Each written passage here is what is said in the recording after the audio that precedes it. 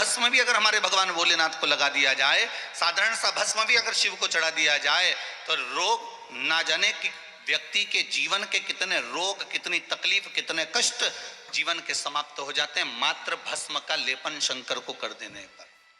केवल एक भस्म का लेपन भी अगर हमने कर दिया,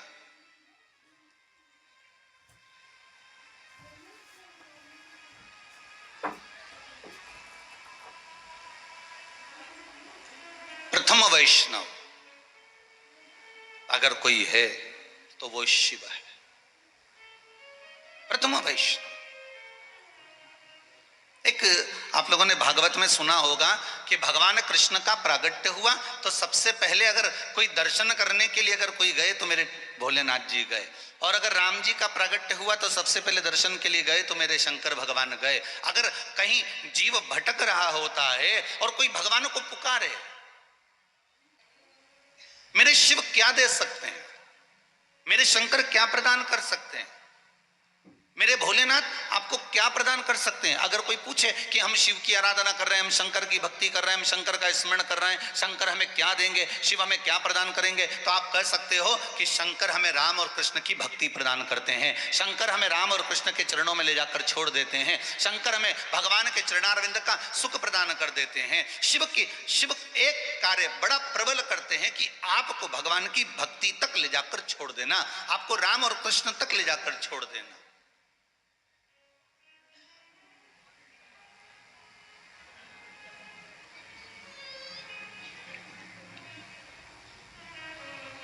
भगवान की अविरल भक्ति तक आपको पहुंचा देना।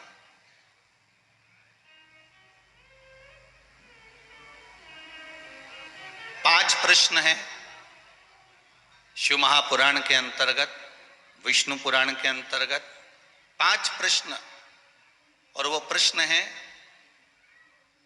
जलंधर की धर्म पत्नी वृंदा के।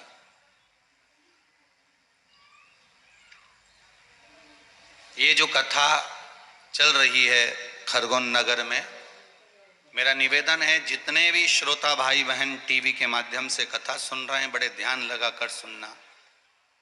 5 प्रश्न माता वृंदा ने भगवान देवाधिदेव महादेव और भगवान श्रीहरि भगवान नारायण के सामने कहा। कब? जब वृंदा का पति जलंधर के प्राण छूट गए।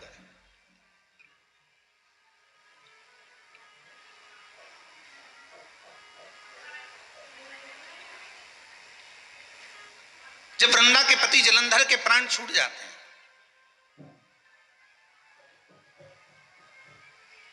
बिलखती है वृंदा।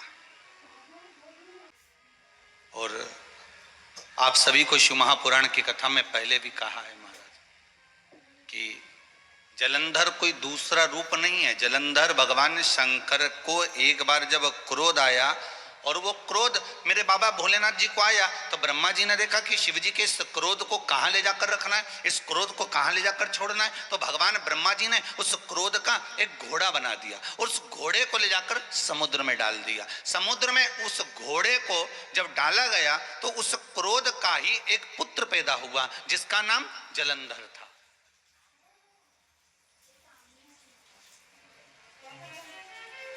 कोई दूसरा नाम नहीं है उसका, उसका नाम ही जलंधर है। क्रोध को ले जाकर समुद्र में ब्रह्मा जी विचार कर रहे हैं कि इस क्रोध को कहां ले जाकर छोड़ना है, इस क्रोध को कहां ले जाकर छोड़ा जाए, इस क्रोध को कहां ले जाकर दिया जाए। अब आज के जमाने में तो लोग सोचते ही नहीं है कि इस क्रोध को ले जाकर कहां छोड़े। पहले के समय में भी लोग ध्यान रखते थे महाराज, त्रेता युग में भी बड़ा ध्यान रखा गया कि अगर किसी को क्रोध आता है तो उसके लिए कमरा अलग बना दिया जाता है कि इस कमरे में बैठो और आप जितना गुस्सा करना है करो। कई लोग प्रश्न भी करते हैं, गुरुदेव पहले के समय में दशरथ जी के समय पर एक कक्ष होता था जिसका नाम था कोप भवन। आज के जमाने में घर में रूम जो बनते हैं, ड्राइंग रूम बना, बेडरूम बना, भोजनशाला बनी, सब कुछ बना। आज के समय में गुरुजी ये कोप भवन नहीं बनाते क्या? हमने कहा बनाने की जरूरत ही नहीं, पूरा घर ही कोप भवन है। कोई घर कोप भवन से कम है क्या? जिसको देखो वही मुंडा फुला के बैठा रहे, कहीं इधर अम्मा भगोने जैसा मुंह लेके बैठे, कहीं बहू उधर भगोने जैसा मुंह लेके बैठे, कहीं ननंद उधर बैठी, कहीं छोरा उधर बैठा, और जो घर में आई नहीं ऐसा ऐसा आए कि बस पूछो ही मत, तन्न तन्न करके आए और फन्न फन्न करके वो जाए। अभी इंदौर की कथा में कहा था, एक बात आप लोगों ने सुनी होगी कि पति पत्नी में झगड़ा होता है तो पति झगड़ा करके बाहर जाता है और पत्नी झगड़ा करके अंदर जाती है। अब वो तो बाहर गया तो वो विचार करके गया, अब नहीं हुआ चाहे कुछ भी हो जाए, और ये झगड़ा करके अंदर गई तो तकिया में मुंडा रख के जो रोबा पड़ी है, जो रोबा पड़ी। अच्छा, प्लान भी बहुत करती है, रोते रोते प्लान करी, इससे तो मरी जाऊं तो कई मतलब कि या तो घर चली जाऊं, पर मन में आए दूसरी बार लेने नहीं आया तो तब तो ये अपने नहीं जाना जा। अच्छा, ईमानदारी की बात बताऊं जीजियो, एक खरगोन वाली हो, बड़ी ध्यान से सुन, जो बहुत ईमानदारी की बात है, कितना ही झगड़ा हो जाए, कितना ही लड़ाई हो जाए, झगड़ा करके अंदर जाना पर बाहर मत जाना, बिल्कुल मत जाना। चाहे कोई कितना ही तुम्हें पानी पे चढ़ा दे, कोई कितना ही तुम्हें चना का झाड़ पे चढ़ा दे, पर अपने नहीं जाना तो नहीं जाना। और कोई तुमसे कहे अब जब इतनी लड़ाई हो रही है, इतना झगड़ा हो रही है, तो जा तो मायका चली जाए, तो चुप रहे, नहीं जाओ जा, तो अपने तो नहीं जाना, चाहे कुछ भी हो जाए, नहीं जाओ।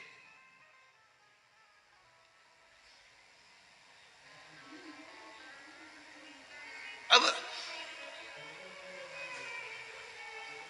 भगवान शिव के क्रोध को ले जाकर वो क्रोध को कहां रखा जाए, ये विचार करा जा रहा है। व्यक्ति को जब क्रोध आता है तो विचार करना पड़ता है कि इसको रखा कहां जाए, किस जगह पर इसको रखा जाए। तो ब्रह्मा जी ने उस क्रोध को समुद्र में दिया, जिससे जलंधर उत्पन्न हुआ। अब जलंधर उत्पन्न तो हो गया, पर जलंधर के उत्पन्न होने के बाद में जलंधर का जो विवाह हुआ वो वृंदा के साथ में हुआ। अब वृंदा के साथ में विवाह हुआ तो जलंधर बड़ा उपद्रवी था। अब देवताओं ने कहा कि जलंधर को मारना है। भगवान शंकर के पास खबर गई तो शिव जी ने कहा मारने को तो मार सकते हैं, पर दिक्कत इतनी सी है कि वृंदा का सात्वित्व तो बड़ा प्रबल, और यदि वृंदा का सात्वित्व अगर इतना प्रबल है तो फिर इसको मारना मुश्किल है।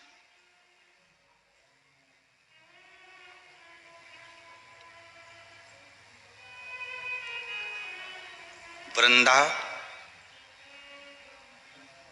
उस समय में, वृंदा उस सतयुग के समय में सबसे बड़ी वैष्णव थी, जिसने अपने प्राणों को त्याग कर तुलसी का क्यारा बन गई थी। क्या बनी थी वो? तुलसी का क्यारा। और आज भी चाहे किसी भी संप्रदाय के वैष्णव हो, चाहे वल्लभ संप्रदाय से हो, चाहे रामानुज संप्रदाय से हो, चाहे निम्बार्की संप्रदाय से हो, चाहे राधा वल्लभ संप्रदाय से हो, आप जिस संप्रदाय से आपने मंत्र लिया हुआ है और आप अगर वैष्णव हो तो वैष्णव का परम रतन है, परम रतन वैष्णव का है तुलसी का पत्र, तुलसी दल।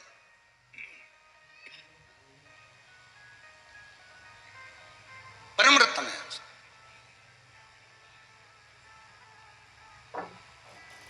उस सतयुग के समय पर वृंदा परम भगवदीय वैष्णव थी, जिसने भगवान के साथ में जो लगन लगाई, जिसने भगवान के साथ में जो भगवत स्मरण करा, उसके बराबर दुनिया में कोई स्मरण नहीं कर पाया। भगवान श्री नारायण को, हरि को तो छोड़ती ही नहीं थी।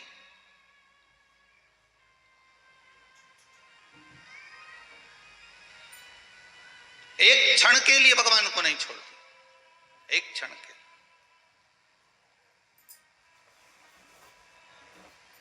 भगवान की भक्ति में डूबी रहती, दिन दिन रात भगवान की भक्ति में लगी रहती। सच सुनने की हिम्मत है तो अपनी डीओबी इस एआई ज्योतिष को दो और सीधा पूछ लो वो वापस कब आएगी। एआई गोलमोल जवाब नहीं देता।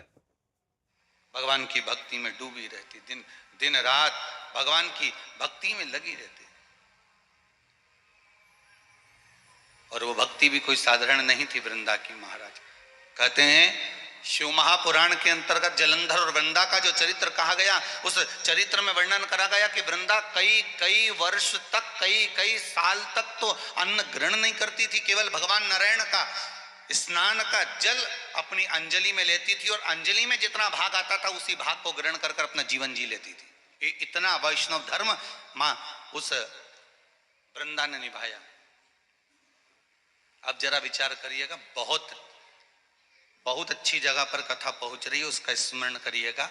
वैष्णव शिव महापुराण की कथा चल रही है, वो कहां पहुंच रही है इस पर आपको ध्यान देना है महाराज।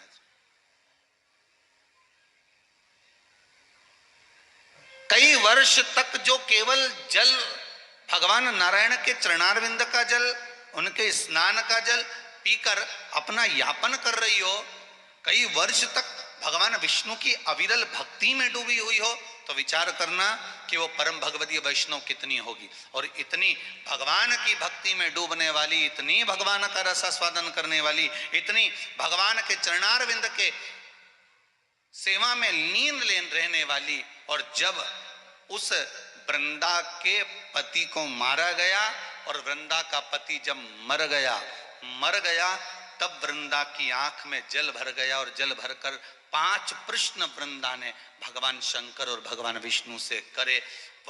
यही प्रश्न से अपनी शिव महापुराण की कथा वैष्णव शिव पुराण प्रारंभ हो रही है। तो 5 प्रश्न वृंदा ने करे। शायद भारत की भूमि की ये माताएं भी इस प्रश्न को सुनना चाहेंगे और इसका उत्तर सुनना चाहेंगे। शायद, मुझे विश्वास है कि जितनी जगह पर आस्था चैनल पर कथा चल रही होगी और जितने लोग इसको फेसबुक यूट्यूब पर श्रवण कर रहे होंगे, वो भी इस 5 प्रश्न, वृंदा के इस 5 प्रश्न को सुनना चाहेंगे। पहला प्रश्न था वृंदा का भगवान शंकर और भगवान नारायण से कि नारी जब भगवान का इतना पूजन करती है, स्त्री जब भगवान की इतनी आराधना करती है, भगवान की भक्ति में इतने डूबी रहती है, फिर उस नारी का पति उसको छोड़कर क्यों चले जाता है? वो बेधब्य क्यों हो जाती है?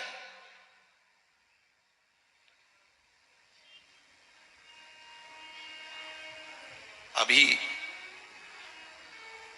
कोरोना महामारी के चलते पिछले वर्ष में इतने लोग जो शांत हो गए, उस शांत होने में कई माताओं ने पत्र लिखा। जैसे आप लोग ये पत्र लिखते हो ना, ये पत्रों आप लोगों ने जो लिख लिख के भेजे हैं, ऐसे कई पत्र माताओं ने लिख लिख कर भेजे कि गुरुजी ये बताओ कि हम तो इतना भजन करते हैं, हम इतना स्मरण करते हैं, हम इतनी भक्ति धारण करते हैं, हम इतनी कथा सुनते हैं, हम इतना नाम जाप करते हैं, हम शिव के मंदिर इतने जाते हैं, हम राम के मंदिर इतने जाते हैं, हम कृष्ण के मंदिर इतने जाते हैं, हम इतना भगवान का भजन करते हैं, फिर कारण क्या हुआ कि हमारे पति हमको छोड़कर चले गए? मैंने एकादशी का व्रत करा, मैंने प्रदोष का व्रत करा, मैंने शिवरात्रि का व्रत करा, मैंने तीज का व्रत करा, छोटी तीज, बड़ी तीज, ये तीज, वो चतुर्थी, पंचमी, छठ, अष्टमी, सारे व्रत हमने करे, फिर कारण क्या? फिर क्या कारण? और केवल खरगोन के लोग इस प्रश्न को नहीं सुनना चाह रहे हैं, पूरा विश्व इस प्रश्न को सुनना चाह रहा है कि जो वृंदा ने जो प्रश्न करा है वैष्णव धर्म के अंतर्गत करा है कि जब परम भगवदीय वैष्णव, जब भगवान का भजन करने वाला, भगवान की उपासना करने वाला वैष्णव कहते हैं किसको है? जो भगवान की भक्ति में डूबा।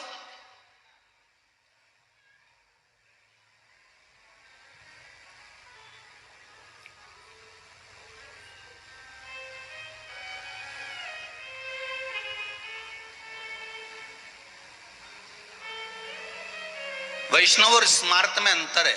आप लोग कभी कैलेंडर देखे हैं? आप लोगों ने जम के बोलो जरा।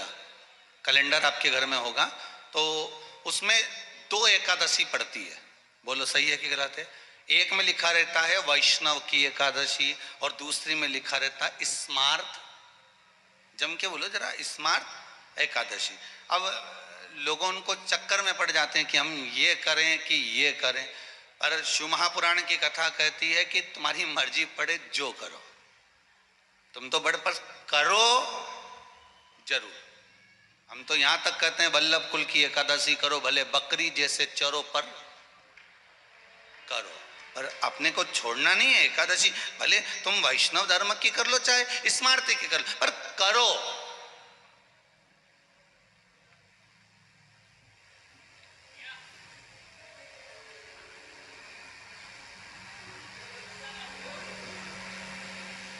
अब कल वो ऑफिस में किसी ने व्हाट्सएप पे मैसेज लिखा है, खरगोन के कोई कुंजन कौन सी कॉलोनी की कजन कौन सी बहन ने लिखा, तो उन्होंने लिखा हमारा खरगोन में कथा हो रही है महाराज जी की।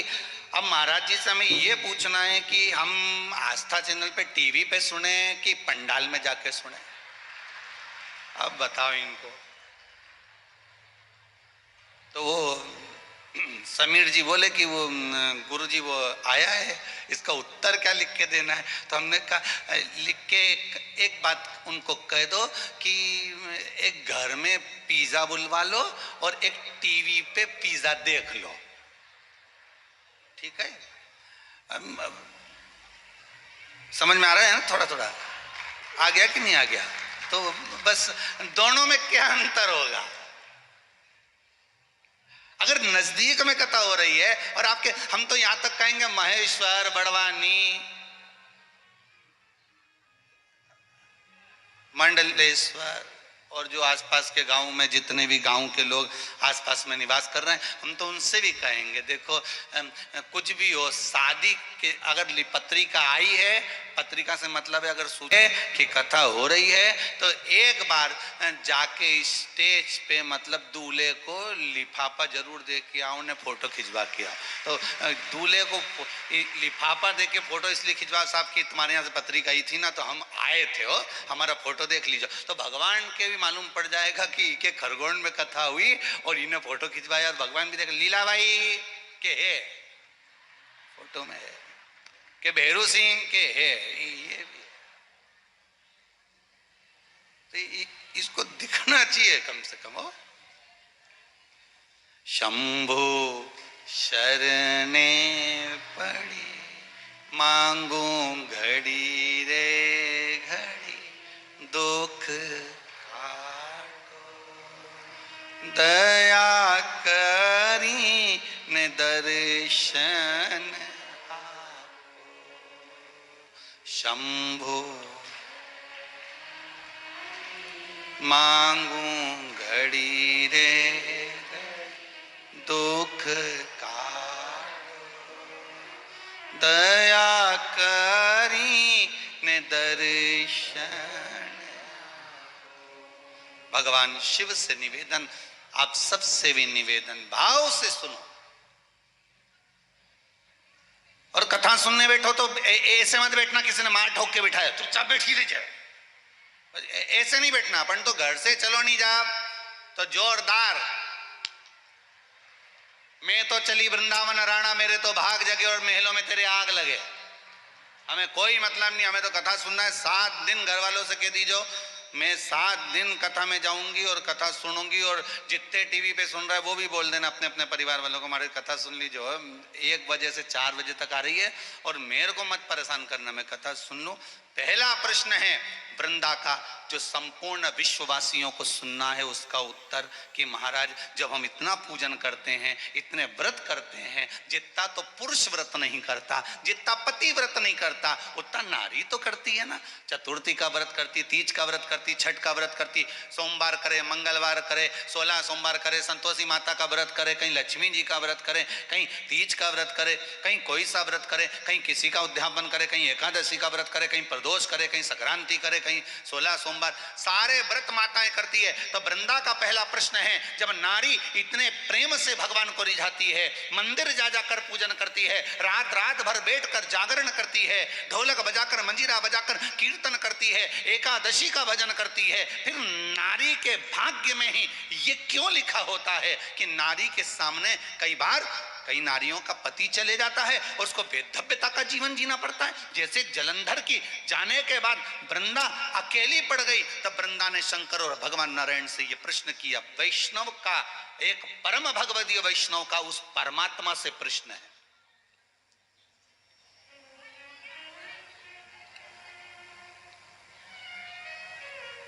एक परम भगवदीय वैष्णव का उस परमात्मा से प्रश्न है, एक परम भगवदीय वैष्णव का श्री हरि और हर से प्रश्न है।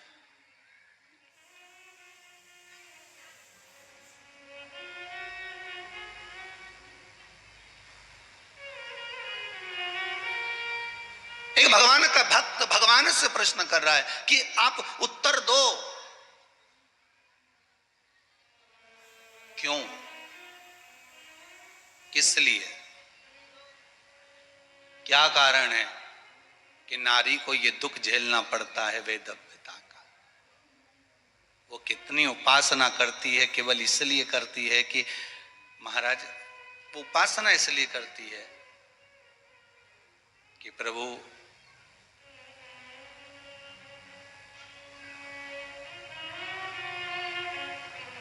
मेरे शीश पर लाल चूनर हो, मांग में सिंदूर भरा हो, माथे पर बिंदिया हो, नाक में नथनी हो, हाथ में चुड़ला बड़ा हो, पांव पैजनिया हो, महापुर मेहंदी लगा हो, तब मैं जाऊं।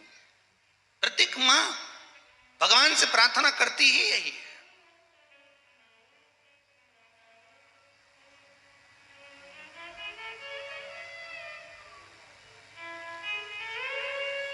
प्रत्येक मां करती। महाराज, मेरे माथे पे कुमकुम की बिंदिया रहे,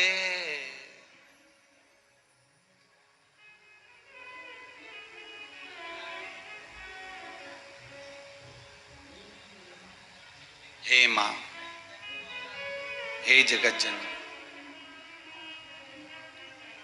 हे मेरे भोलेनाथ, हे श्री नारायण, हे लक्ष्मी मैया, मेरे माथे पे कुमकुम की बिंदिया रहे और मैया कोई कामना ही नहीं।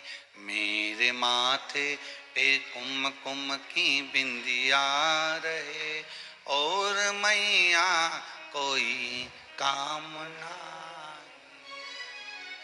मेरे हाथों में भर भर के चूड़ियां रहे, मेरे हाथों में भर भर के चूड़ियां रहे और मैया कोई कामना ही नहीं। माँ, इसके सिवाय कोई कामना नहीं हमारी,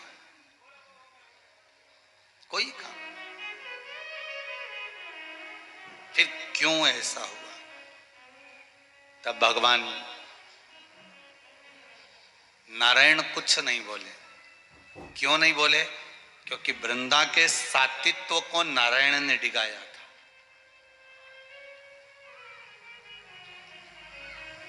वृंदा के सातित्व को नारायण ने डिगाया था, इसलिए नारायण कुछ नहीं बोले। बोले कौन? तो कहा एक वैष्णव को वैष्णव ही समझा सकता है, एक वैष्णव को वैष्णव ही समझाता है।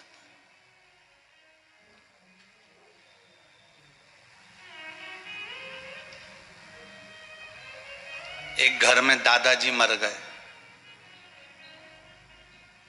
अब दादाजी मर गए तो सब बहुएं रो रही थी। दादाजी चले गए तो अब मोहल्ले के लोग आते हैं तो वो समझाते हैं, देखो अब ये तो भगवान के हाथ में है साहब, अब ये कौन रचा है, देखो अपने जीवन को थोड़ा सा धैर्य बांधो, अब मत रो। समझाते लोग, बोलो समझाते कि नहीं समझाते? समझाते हैं ना। जब किसी के मरे में जाओ तो समझाते हैं, देखो अब जो तो लिखा है भाग्य में वो तो होकर रहेगा, अब उसको क्या कर सकते हो। कितना विचित्र जीवन है। उसके दादा शांत हुए तो तुमने जाकर समझाए और तुम्हारे दादा निपटे। कौन आया?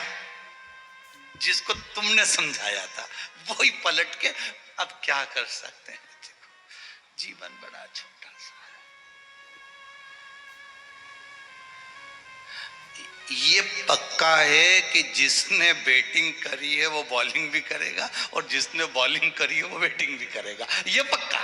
मतलब दुख सुख मनुष्य के जीवन में कभी भी किसी जगह, हर पल हर घड़ी हर क्षण कहीं पर भी आ सकता है। कोई जरूरी नहीं है। जब भगवान राम वापिस वनवास से लौट कर आए और मेरे राघव जी जब वन लौट कर आए तब माता कौशल्या जी ने कहा, हे भरत शत्रुघ्न उर्मिला मांडवी श्रुतकीर्ति, जाओ जरा ऐसा प्रयास करो, जाओ जाकर भगवान राम लौट कर वन से आए, जिसको जो मांगना है मांग लो। आज मेरा राम राजा बनकर बैठा है, जिसको जो मांगना है मांगो मांगो,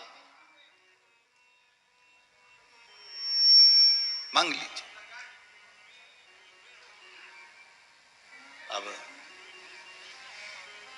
भरत जी ने मांगा, भैया मुझे कुछ नहीं चाहिए, मेरे को तो आपके चरणों का राज चाहिए। भरत जी ने चरणारविंद मांग लिए। फिर शत्रुघ्न से कहा तुम मांग लो भैया राम से। शत्रुघ्न जी ने कहा भैया मेरे को तो कुछ नहीं चाहिए, मुझे भरत भैया के चरण चाहिए। ठीक है। अब लक्ष्मण जी से कहा तुम मांग लो। लक्ष्मण जी बोले मुझे कुछ नहीं चाहिए, मुझे तो आपकी सेवा चाहिए। ठीक है। मांडवी को बुलाया, उर्मिला को बुलाया, सबने मांगा। बाद में आई श्रुत कीर्ति। माता श्रुत कीर्ति है, और श्रुत कीर्ति से कहा माता कौशल्या ने, आज भैया राम तुम्हारे राजा बने हैं, मांग लो क्या चाहिए। सबने मांग लिया, तुम ही रह गई हो, बोलो क्या चाहिए।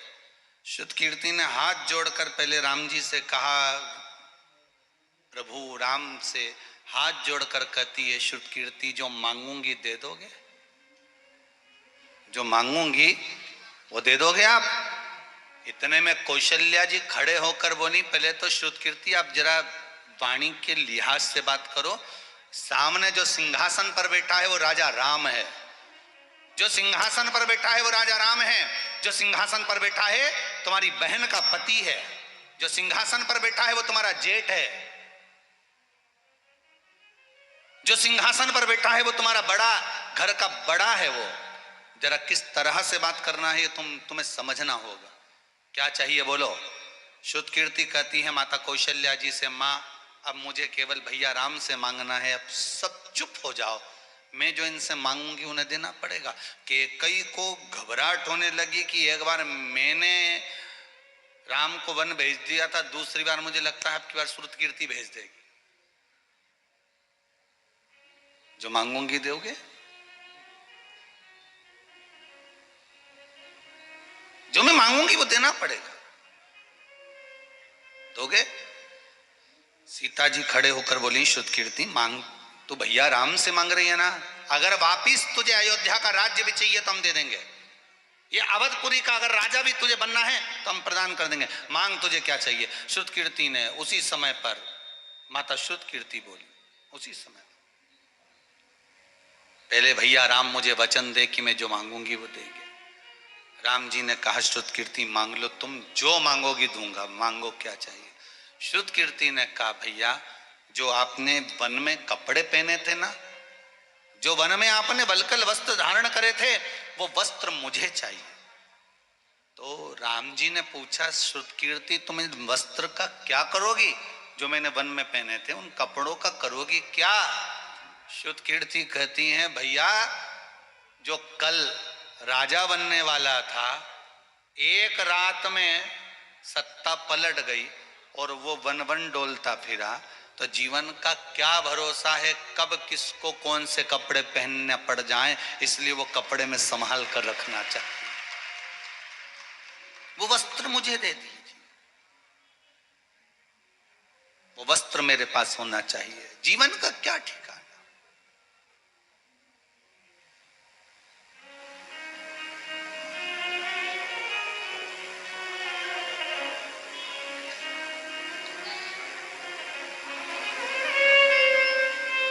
जीवन का भरोसा क्या है, ठिकाना क्या है, कब कौन से वस्त्र धारण करना पड़ जाए, कब कौन से वस्त्र पहनना पड़ जाए, कब कौन से वस्त्र हमारे जीवन में हम धारण कर रहे हैं, ये कोई भरोसा जीवन का नहीं है। कब कौन वस्त्र धारण कर सकते।